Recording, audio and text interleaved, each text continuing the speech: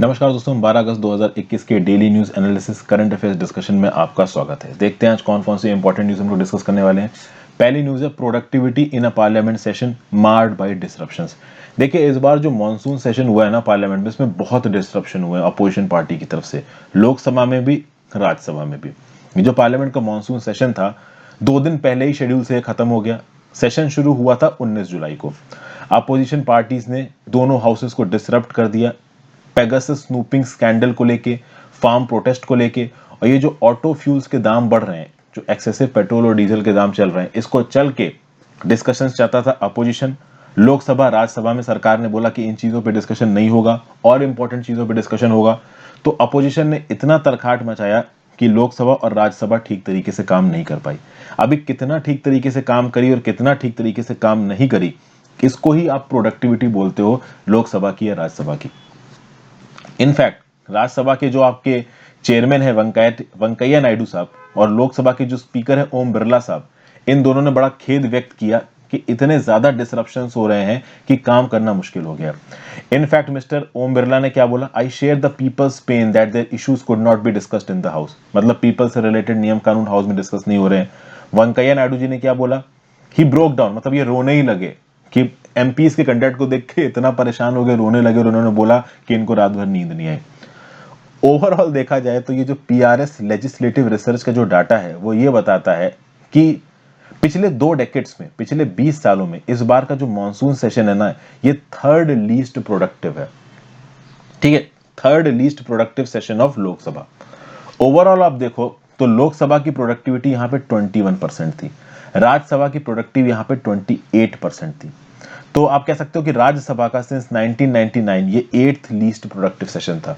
तो लोकसभा का since last 2 decades ये थर्ड लीस्ट प्रोडक्टिव सेशन था, और राज्यसभा का सिंस 1999 ये 8th लीस्ट प्रोडक्टिव सेशन था। Got it? अगर सबसे ज्यादा अनप्रोडक्टिव सेक्शन बात की जाए लोकसभा राज्यसभा दोनों की, तो वो था विंटर सेशन ऑफ 2010।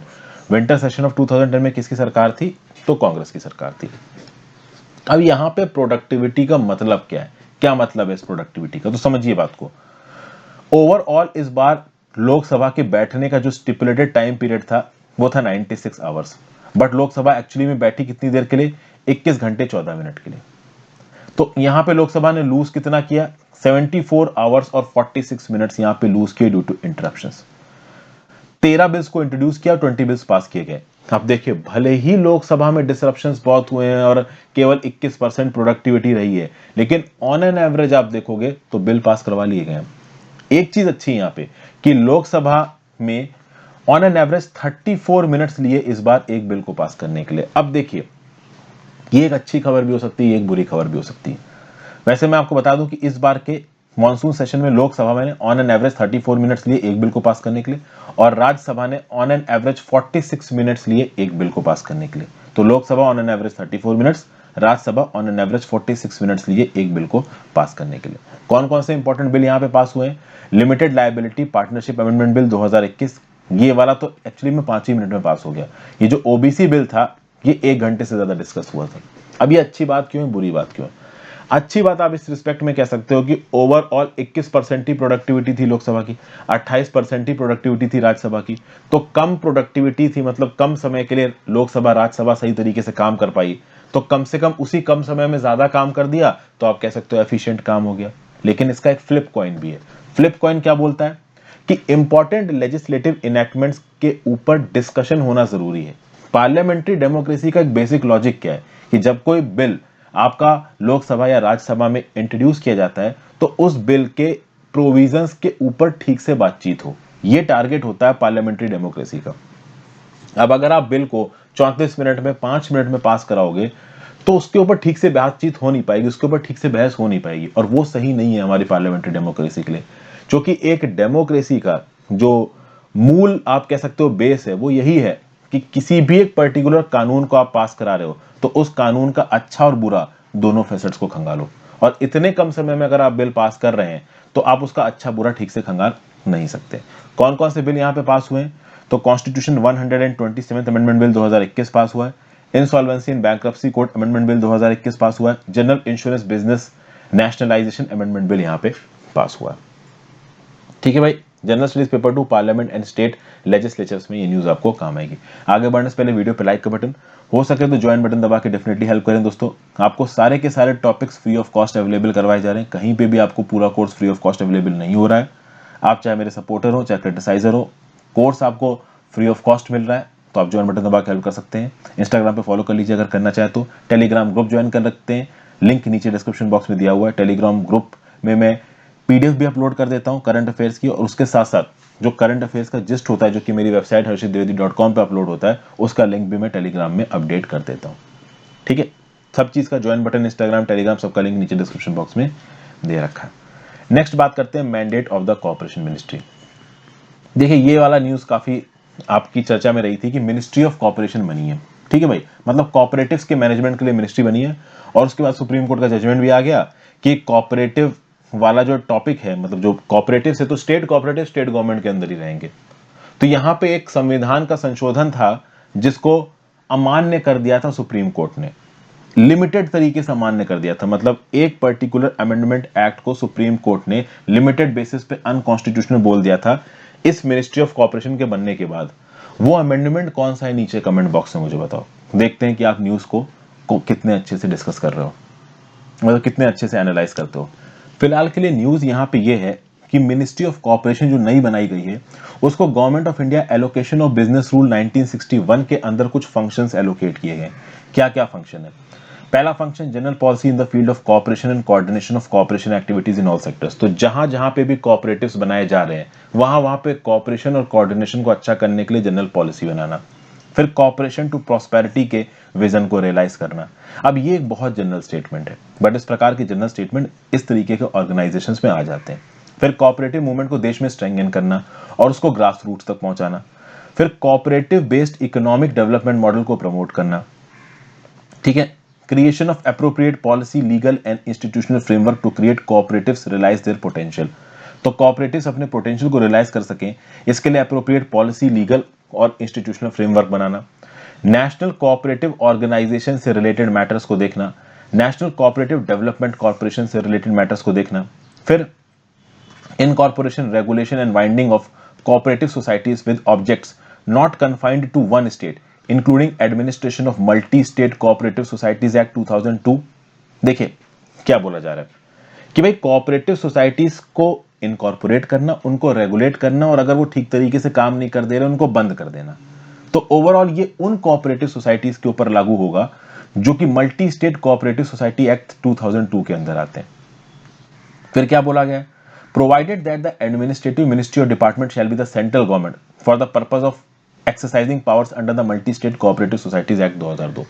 रिसेंटली, अब यहां पे मैं अमेंडमेंट का नाम आपको नहीं बता रहा हूं, रिसेंटली सुप्रीम कोर्ट ने यही बोला है, जो अमेंडमेंट लिमिटेड तरीके से सुप्रीम कोर्ट ने स्ट्रक डाउन किया है, वहां पे सुप्रीम कोर्ट ने यही बोला है कि वो कोऑपरेटिव सोसाइटीज जो कि क्लियरली स्टेट गवर्नमेंट के एम्बिट के अंदर आती हैं, वहां पे केंद्र सरकार को इंटरफेयर नहीं करना है। तो केंद्र सरकार ने मिनिस्ट्री ऑफ कॉर्पोरेशन के रूल्स को बनाते वक्त इस बात को क्लैरिफाई कर दिया है कि incorporation, regulation and winding of cooperative societies केवल उनका कर पाएगा केंद्र सरकार जो कि multi state cooperative societies act 2002 के अंदर आते हैं और जिनका एडमिनिस्ट्रेशन केंद्र की सरकार के पास है। जो राज्य की सरकार के पास है वो राज्य की सरकार अपने हिसाब से करेंगी। फिर कोऑपरेटिव डिपार्टमेंट्स के पर्सोनल की ट्रेनिंग, कोऑपरेटिव इंस्टीट्यूशंस के पर्सनल्स की ट्रेनिंग, उनको एजुकेट करना, ऑफर बेरियर्स और नॉन ऑफिशियल्स के नॉर्म्स को तय करना, ये सब चीजें यहाँ पे हैं। अच्छा, एक बात मैं और आपको बता दूं, मिनिस्ट्री ऑफ एग्रीकल्चर में पहले एक डिपार्टमेंट हुआ करता था जिसका नाम है department of agriculture, corporation and farmers welfare. तो मिनिस्ट्री ऑफ एग्रीकल्चर का जो डिपार्टमेंट था ना, department of agriculture, corporation and farmers welfare, इसमें जो नाम था ना कॉर्पोरेशन, ये एक्चुअली में एग्रीकल्चर सेक्टर के कॉर्पोरेटिव्स के साथ डील करता है। आपको पता होना चाहिए कि इस department of agriculture, corporation and farmers welfare के नाम को बदल कर क्या कर दिया गया है, department of agriculture and farmers welfare कर दिया गया। तो पहले मिनिस्ट्री ऑफ एग्रीकल्चर के अंदर जो कोऑपरेटिव सोसाइटीज आया करती थी ना, अब वो भी मिनिस्ट्री ऑफ कॉर्पोरेशन के अंदर आएंगे, इस बात को याद रखिए। तो एग्रीकल्चर सेक्टर में जो कोऑपरेटिव्स मिनिस्ट्री ऑफ एग्रीकल्चर के अंदर आते थे, department of agriculture, corporation and farmers welfare के अंदर आते थे, वहां पे कॉर्पोरेशन निकाल दिया गया। तो डिपार्टमेंट वो वाला अभी भी है मिनिस्ट्री ऑफ एग्रीकल्चर में, लेकिन उसका नाम हो गया है department of agriculture and farmers welfare. इसके अलावा दो और डिपार्टमेंट्स हैं एग्रीकल्चर मिनिस्ट्री के अंदर, नीचे कमेंट बॉक्स में बताइए कि वो दो डिपार्टमेंट और कौन से हैं। तो कोऑपरेटिव से रिलेटेड सारा मैनेजमेंट अब मिनिस्ट्री ऑफ कॉर्पोरेशन के पास पहुंच चुका है। General studies paper 2 functioning of executive में न्यूज आपको काम आएगी। नेक्स्ट बात करते हैं big boost to exports from non traditional regions.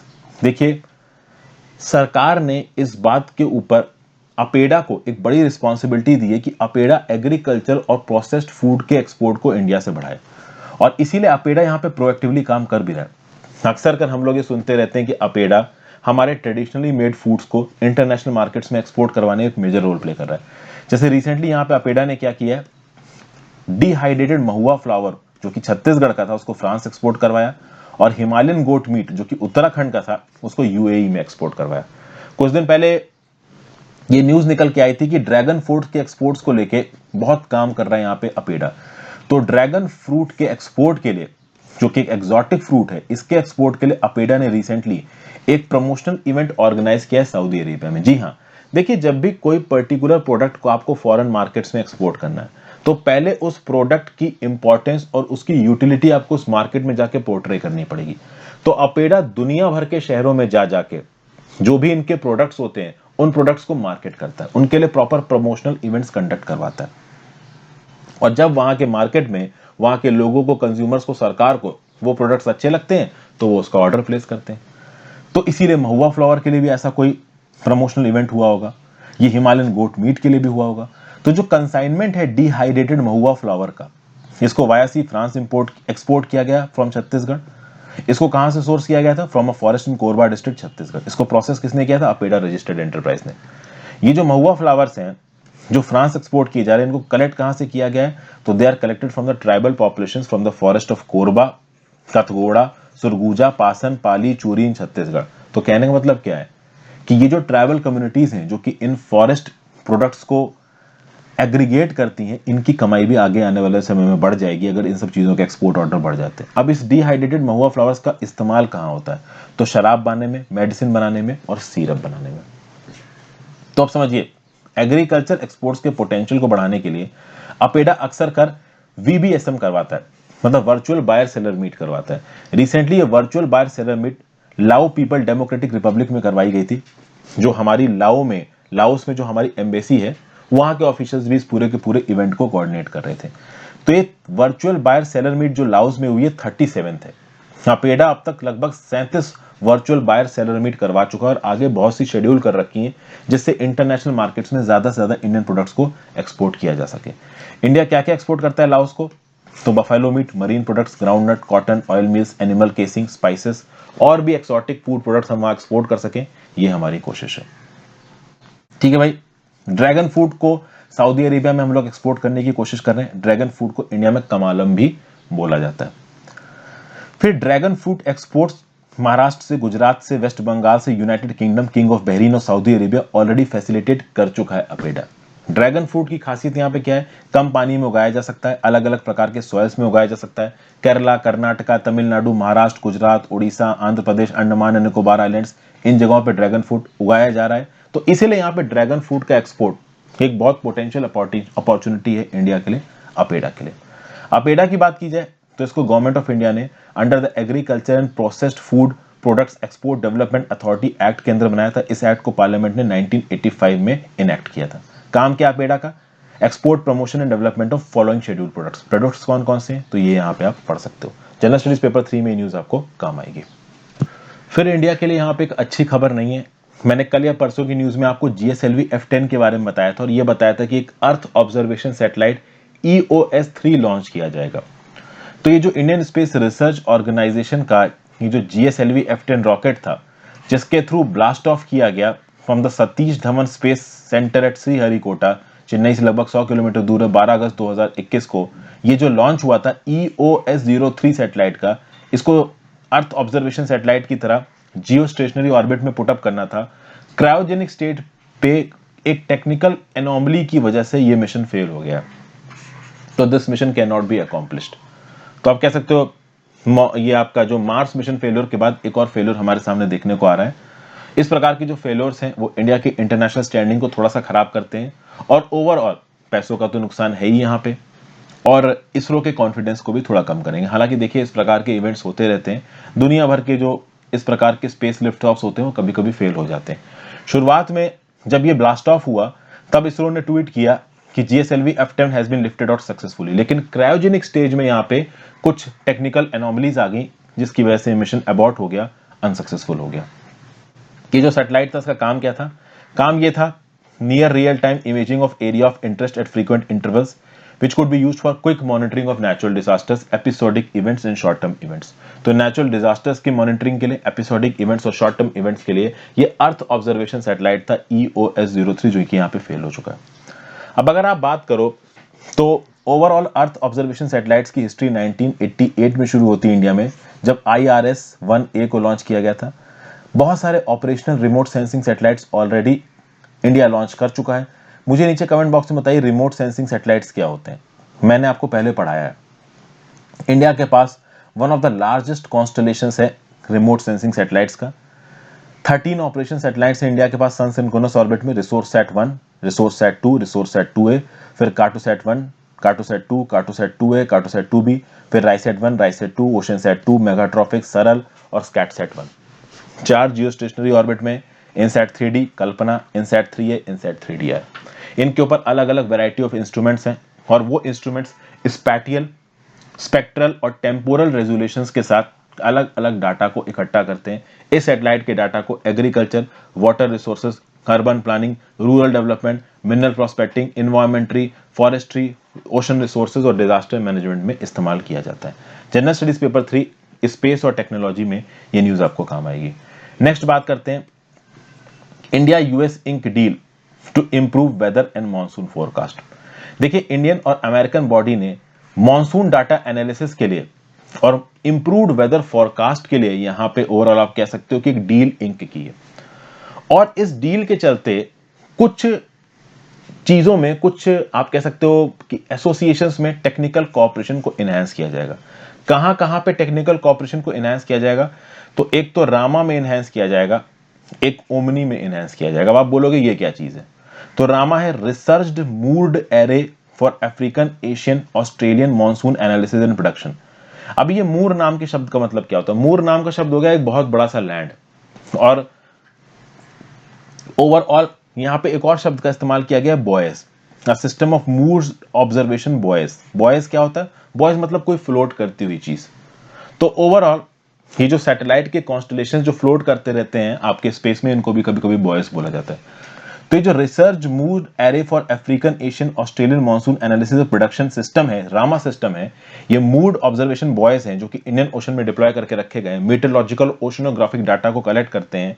इसके इंप्रूवमेंट के लिए ही इंडिया और US की बॉडीज ने यहाँ पे ओवरऑल एक दूसरे के साथ एग्रीमेंट किया है। इंडिया की बॉडी है ministry of earth sciences, US की बॉडी है, और US की जो बॉडी है वो है NOAA, national oceanic and atmospheric administration. तो NOAA और अर्थ ऑब्जर्वेशन और ये मिनिस्ट्री ऑफ अर्थ साइंसेज ने टेक्निकल कोऑपरेशन इन अर्थ ऑब्जर्वेशन और अर्थ साइंसेज का एक एग्रीमेंट किया है। बेसिकली एक मेमोरेंडम ऑफ अंडरस्टैंडिंग साइन हो गई थी अक्टूबर 2020 में मिनिस्ट्री ऑफ अर्थ साइंसेज और NOAA के बीच में। इस MOU के ऊपर एक और एग्रीमेंट यहाँ पे फाइल हुआ है, साइन हुआ, और यही एग्रीमेंट डील करता है रामा के साथ और ओमनी के साथ। ओमनी क्या है? तो कुछ उसी प्रकार के रामा के प्रकार का ही एक ओशन मूड बॉय नेटवर्क है इन द नॉर्दर्न इंडियन ओशन। तो जहां पे भी इस प्रकार के नेटवर्क्स को डिप्लॉय किया गया है वहां पे वेदर पैटर्न्स और वेदर फोरकास्ट को इंप्रूव करने के लिए इंडिया और USA की ये दो एजेंसीज मिलकर काम करेंगी। तो रामा की मदद से और ओमनी की मदद से क्लाइमेटिक इवेंट्स को समझा जाएगा, मॉनसून इवेंट्स को प्रिडिक्ट किया जाएगा, एल नीनो, हुरिकेन्स, इस प्रकार के जो इवेंट्स आते रहते हैं इंडियन ओशन में, इन क्लाइमेटिक और ओशनिक इवेंट्स को स्टडी किया जाएगा। ओवरऑल वेदर फोरकास्टिंग और क्लाइमेट रिसर्च के लिए यहाँ पे काम किया जाएगा। ओमनी क्या है? तो OMNI buoys are moored buoy network in the northern Indian ocean having the capability to measure ocean current, conductivity and temperature up to 500 metre depth and transport hourly data to satellite. तो भैया ocean के currents के temperature को जानना, उनकी conductivity को जानना 500 metre तक की डेप्थ के लिए, और आवरली डाटा सैटेलाइट के थ्रू अलग अलग रिसर्च सेंटर्स पे भेजना, ये ओमनी का काम है। तो इसकी ओवरऑल इफेक्टिविटी को बढ़ाने के लिए यहाँ पे इंडिया US के साथ इन्वॉल्व हो रहा है, और ओवरऑल आप देखो तो US की तरफ से काफी इंपॉर्टेंट इनपुट्स इंडिया को मिल सकते हैं। प्रेजेंट बॉयज नेटवर्क्स कैसे डिप्लॉयड हैं हमारे इंडियन ओशन में, आप देख सकते हैं बहुत सारे नेटवर्क्स यहाँ पे डिप्लॉय करके रखे हैं भारत सरकार ने। General studies paper 2 international agreements में ये पर्टिकुलर न्यूज आपको काम आएगी। नेक्स्ट बात करते हैं government to completely exit erstwhile PSUs. पुराने पीएसयूज जिसमें गवर्नमेंट का स्टेक हुआ करता था, गवर्नमेंट प्लान कर रही है कि उन स्टेक से पूरी तरीके से बाहर निकल जाए। जैसे for example Pradeep phosphates, Hindustan zinc और बाल्को, इनमें स्ट्रेटेजिक डिसइन्वेस्टमेंट ऑलरेडी सरकार कर चुकी है। स्ट्रेटेजिक डिसइन्वेस्टमेंट मतलब सरकार का जो स्टेक है वो 50% से कम है, और ये स्ट्रेटेजिक डिसइन्वेस्टमेंट पारादीप फॉस्फेट्स में, हिंदुस्तान जिंक में, बाल्को में अटल बिहारी वाजपेयी जी की सरकार के समय पे ही हो गया था। लेकिन अगर आप देखो तो गवर्नमेंट अभी भी बाल्को में 49% स्टेक होल्डर है, हिंदुस्तान जिंक में 29.5% स्टेक होल्डर है। ठीक है भाई।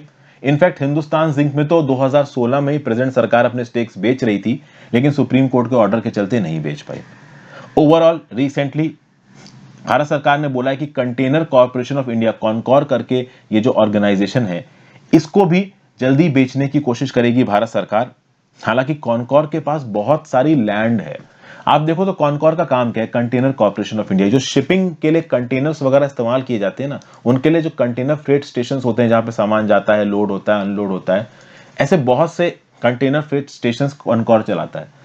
और इसके पास बहुत सारी जमीन है, तो जमीनों को लीज करके भी भारत सरकार यहां पे पैसा कमाने की मूड में है। तो एक ऑर्गेनाइज्ड और ग्रेजुअल अप्रोच के थ्रू सरकार अपने एसेट्स को मोनेटाइज करके पैसा कमाने की मूड में है यहां पे। क्योंकि ये एसेट्स अभी बिल्कुल फ्रूटफुल नहीं है, तो सरकार का लॉजिक है कि इनको मोनेटाइज करो तो थोड़ा बहुत पैसा आ जाएगा। और कौन कौन के ऑर्गेनाइजेशन हैं जिनका प्राइवेटाइजेशन करने की मूड में है सरकार? तो एक तो हो गई Air India, BPCL, shipping corporation of India, BEML, Pawan Hans, Neelanchal इस्पात निगम लिमिटेड। ये कुछ ऐसे पीएसयूज हैं जिनका आप कह सकते हो प्राइवेटाइजेशन करने के मूड में दिख रही है सरकार। इन पीएसयूज में ऑलरेडी बहुत सारे प्राइवेट सेक्टर के प्लेयर्स ने अपना इंटरेस्ट दिखा दिया है, ड्यू डिलिजेंस किया जा रहा है, ओवरऑल सारे के सारे प्रपोजल्स को वेट किया जा रहा है और जल्दी डिसीजंस लिए जाएंगे। इनफैक्ट एसेट मोनेटाइजेशन को लेके बहुत सारी जगहों पे इंफ्रास्ट्रक्चर इन्वेस्टमेंट ट्रस्ट के थ्रू इन्वेस्टमेंट किए जाएंगे। अब आपको पता है कि इंफ्रास्ट्रक्चर इन्वेस्टमेंट ट्रस्ट क्या होता है। जैसे फॉर एग्जांपल मान लीजिए बहुत सारे इन्वेस्टर्स ने अपना पैसा इन्वेट में डाला और फिर इन्वेट में के पास बहुत सारा पैसा आ गया। अब ये इन्वेट इस बहुत सारे पैसे का इस्तेमाल करके देश के इंफ्रास्ट्रक्चर को सुधारेगा और उस इंफ्रास्ट्रक्चर के बेसिस पे जो भी कमाई होगी उसका डिविडेंड इन्वेस्टर्स को दिया जाएगा। समझ गए भाई? तो सरकार सरकारी एसेट्स को यहां पे बेचने की कोशिश कर रही है, और जब सरकारी एसेट्स को आप बेच रहे हो तो बहुत सारे प्राइवेट सेक्टर की कंपनीज इनको खरीदने में इंटरेस्टेड है, इससे सरकार को पैसा भी मिलेगा और ओवरऑल ये जो इन्वेट मॉडल है ये भी आगे बढ़ेगा। इन्वेट मॉडल क्या है कि भाई वो सरकारी कंपनीज जिनके पास कुछ इंफ्रास्ट्रक्चर एसेट्स है, जिनके पास कुछ जमीन है, उस जमीन को भी पूल करके पैसा कमाया जा सकता है, उसको भी मोनेटाइज किया जा सकता है। अभी के लिए इन्वेट्स की बात की जाए तो इन्वेट्स को गवर्न कौन करता है? SEBI infrastructure investment trust amendment regulation 2016। मतलब आप समझो बात को, यहां पे पहली बात तो यहां पे कॉर्पोरेटाइजेशन हो रहा है, प्राइवेटाइजेशन हो रहा है। मतलब सरकार सरकारी एसेट्स, ठीक है, जो कि सरकार को लगता है कि सरकार को इन्वॉल्व होने की जरूरत नहीं है, उनका प्राइवेटाइजेशन कर दिया जाए तो वो ज्यादा प्रॉफिटेबल होंगे, ज्यादा इंप्लॉयमेंट पैदा करेंगे। तो एक तो काम यहां पे ये हो रहा है। इन्वेट का लॉजिक यहां पे कैसे आया? तो इन्वेट देखिए, इन्वेस्टमेंट इन इंफ्रास्ट्रक्चर ये बहुत बड़ा होता है, ट्रिलियंस ऑफ डॉलर्स खर्च होते हैं इंफ्रास्ट्रक्चर के इन्वेस्टमेंट में। तो कोई एक पार्टी इन्वेस्टमेंट नहीं कर सकती इंफ्रास्ट्रक्चर में, तो इसलिए इंफ्रास्ट्रक्चर इन्वेस्टमेंट ट्रस्ट बनाए गए। इस इंफ्रास्ट्रक्चर इन्वेस्टमेंट ट्रस्ट में बहुत सारे अलग अलग प्लेयर्स अपना पैसा डालेंगे, तो ओवरऑल जो पूल हो जाएगा ना इन्वेट का, ये पूल बहुत बड़ा हो जाएगा। और तब इतना सारा जब पैसा इस इंफ्रास्ट्रक्चर इन्वेस्टमेंट ट्रस्ट में आ जाएगा तो फिर इस पैसे के बेसिस पे बहुत सारे इंफ्रास्ट्रक्चर से रिलेटेड डिसीजंस लिए जाएंगे। अब इन डिसीजंस में इंफ्रास्ट्रक्चर जमाने के लिए जमीन की जरूरत पड़ेगी, तो जो हमारी सरकारी कंपनियों के पास जमीन है उस जमीन को भी यहां पे लीज पे लिया जा सकता है इस इन्वेट के द्वारा, या इन्वेट उस जमीन को खरीद सकता है। तो आप समझ सकते हो ना कि सरकार ने जो लैंड लीजिंग पॉलिसी की बात की है, इस इन्वेट को उस लैंड लीजिंग पॉलिसी के साथ जोड़ के सरकार अपनी खाली जमीनों को पहले तो मोनेटाइज कर रहा है, दूसरे इन्वेट के थ्रू मीनिंगफुल इंफ्रास्ट्रक्चर को बनाने की कोशिश कर रहा है, और इस पूरे के पूरे प्रोसेस को प्राइवेटाइजेशन के थ्रू जोड़ा जा रहा है। तो ये पूरा का पूरा यहाँ पे लॉजिक है। लॉन्ग टर्म में देखते हैं सरकार इसमें कितना सक्सेसफुल होती है। अब ये जो डिसइन्वेस्टमेंट वाला काम था, इसको करता कौन था? तो पहले था मिनिस्ट्री ऑफ फाइनेंस के अंदर डिपार्टमेंट ऑफ डिसइन्वेस्टमेंट। अब इस डिपार्टमेंट ऑफ डिसइन्वेस्टमेंट का नाम बदल के रख दिया गया है department of investment and public asset management, DIPAM. DIPAM इसका नाम पड़ा है 14 अप्रैल 2016 से। ठीक है भाई, काम क्या है इस डीपम डिपार्टमेंट का? तो सेंट्रल गवर्नमेंट की इन्वेस्टमेंट से रिलेटेड जितने भी मैटर्स हैं वो ये डीपम देखेगा। तो अगर सेंट्रल गवर्नमेंट की कोई कंपनी है, सेंट्रल पब्लिक सेक्टर अंडरटेकिंग है, जिसका सेल करना है, प्राइवेट सेल करना है, उसका स्टेक सेल करना है, मेजर या माइनर, वो सब कौन करेगा? डीपम करेगा। General studies paper 1, government policies and interventions for development in various sectors and issues arising out of their design and implementation में पर्टिकुलर न्यूज आपको काम आएगी। तो ये था आज का इंपॉर्टेंट करंट अफेयर्स दोस्तों। आई होप आपको काफी कुछ यूजफुल यहाँ पे जानने को मिला हो। अपने व्यू पॉइंट नीचे कमेंट बॉक्स में जरूर दीजिएगा, हो सके तो ज्वाइन बटन दबा के हेल्प करें। Have a great day friends, good bye, take care.